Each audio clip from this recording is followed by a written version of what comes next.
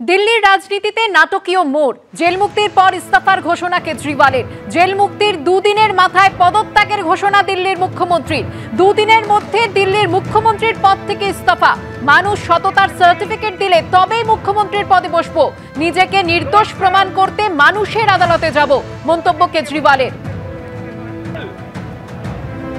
भ्रष्टाचार का एक ही काल, भ्रष्टाचार का एक ही काल।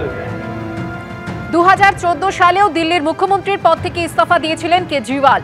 জনলোকপাল বিল পেশের চেষ্টা ব্যর্থ হওয়ার পর ইস্তফা দিয়েছিলেন তিনি।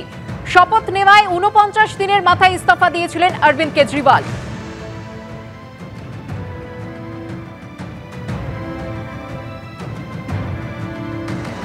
জেল মুক্তির পর আজ তিনি পার্টি অফিসে যান। সেখান থেকে এই ঘোষণা করেন অরবিন্দ কেজরিওয়াল।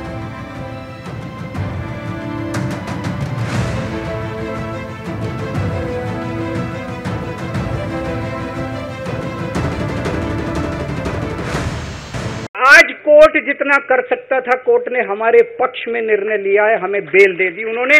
आज मैं आपकी अदालत में आया हूं, जनता की अदालत में आया हूं। आपसे पूछने के लिए आया हूं, क्या आप केजरीवाल को ईमानदार मानते हो कि गुनहगार मानते हो? दोस्तों, 2 दिन के बाद, आज से 2 दिन के बाद मैं सीएम की कुर्सी से इस्तीफा देने जा रहा हूं और मैं तब तक सीएम की कुर्सी पे नहीं बैठूंगा जब तक जनता अपना फैसला ना सुना दे। अगर आपको लगता है केजरीवाल ईमानदार है, मेरे पक्ष में वोट दे देना। अगर आपको लगता है केजरीवाल गुनहगार है, मेरे को वोट मत देना। अगर आप मेरे को वोट देके जिताओगे और अगर आप कहोगे कि केजरीवाल ईमानदार है, तो चुनाव के बाद, उसके बाद जाके मैं सीएम की कुर्सी पे बैठूंगा। तब तक मैं सीएम की कुर्सी पे नहीं बैठूंगा। স্বাস্থ্য ভবনে এই মুহূর্তের আবহ তোমাকে দেখিয়ে দেবো। জুনিয়র ডাক্তাররা তো আসেনি, তাদের সঙ্গে প্রচুর সাধারণ মানুষ যোগ দিয়েছেন এবং সেখানে যেটা দেখতে পাচ্ছি, শাক থেকে শুরু করে ভাত, সার্বিকভাবে প্রতিবাদের ভাষা হিসেবে সব রকম ভাষ্য কিন্তু এখানে উঠে আসছে। প্রচুর মানুষ এখানে জড়ো হচ্ছেন, তারা তাদের মতামত রাখছেন, ডক্টরদের সঙ্গে জুনিয়র ডাক্তারদের পাশে দাঁড়াচ্ছেন এবং তাদের মতন করে প্রতিবাদের ভাষা ব্যক্ত করছেন। এবং পাশাপাশি আরও একটা ছবি দেখিয়ে নেব। এই মুহূর্তে ইন্ডিয়ান ডেন্টাল অ্যাসোসিয়েশনের দন্ত চিকিৎসক যারা রয়েছেন, তারা ইতিমধ্যেই এসছেন। তারা একই রকমভাবে তারা জাস্টিস ডিমান্ড করছেন, এইভাবে তারা এসছেন। তাদের সঙ্গেই কথা বলবো যে আন্দোলন চলছে, আপনারা পাশে দাঁড়াচ্ছেন। গতকাল যেটা দেখা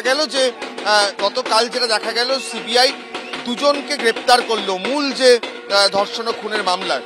বারবার বলা হচ্ছিল যে স্বাস্থ্য প্রশাসন এবং পুলিশ প্রশাসনের ভূমিকা, সেটার ভিত্তিতে 2 জন গ্রেপ্তার হলো, সেটা কিভাবে দেখছেন?